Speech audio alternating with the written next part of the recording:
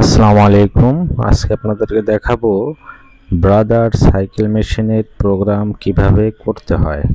তো চলুন দেখে আসি।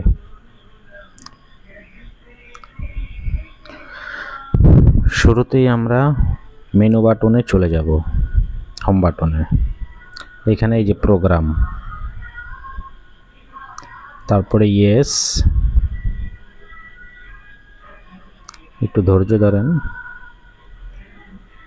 হ্যাঁ, এরপর ওই উপরের যে প্লাস বাটনটা যে দেখতেছেন, প্লাস, ওখানে প্রেস করতে হবে। এই যে নিউ সুইং প্রোগ্রাম, এখানে ওকে দেব। আচ্ছা, ওকে দেওয়ার পর প্রথমে আমরা চলে যাব কোথা থেকে আমরা স্টার্টিং করব। এটা হলো জাম। হ্যাঁ, আমরা ধরেন এখান থেকে সুইং লাইনটি স্টার্ট করব। তো এখানে সিলেক্ট করার পরে ওই জায়গা মতো নেওয়ার পরে পরবর্তীতে আমরা ইন্টার প্রেস করব।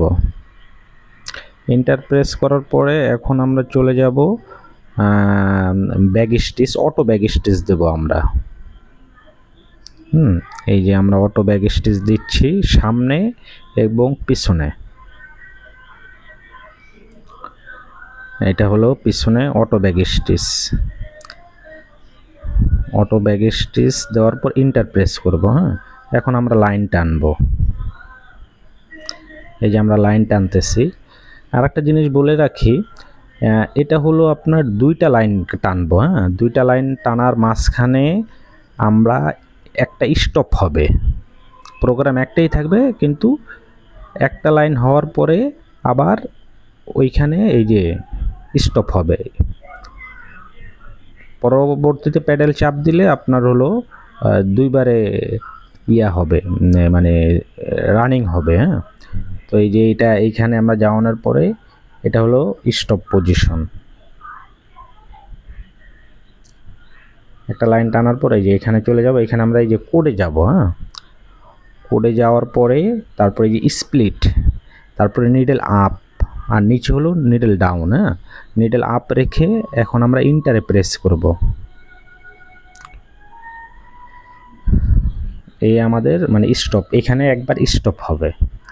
আচ্ছা, পরবর্তীতে আমরা আবার আগের মতো সুইং লাইন টানব।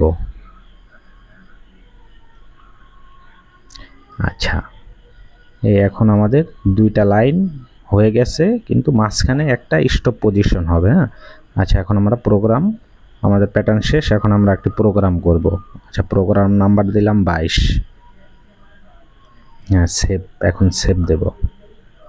আমাদের প্রোগ্রাম সম্পূর্ণ হয়ে গেছে। এখন আমরা সুইংয়ে চলে যাব। এই যে দেখেন আমাদের প্রোগ্রাম শেষ, এখন আমরা সুইং করতেছি। এই যে একটা লাইন টানলাম, হ্যাঁ, টানার পর মেশিনটা স্টপ হবে, কিন্তু প্রেশার ফিট উঠবে না। পরবর্তীতে আরেকবার যখন চাপ দেবো তখন আপনার আরেকটা লাইন হবে। ধন্যবাদ ভিডিওটি দেখার জন্য। কোনো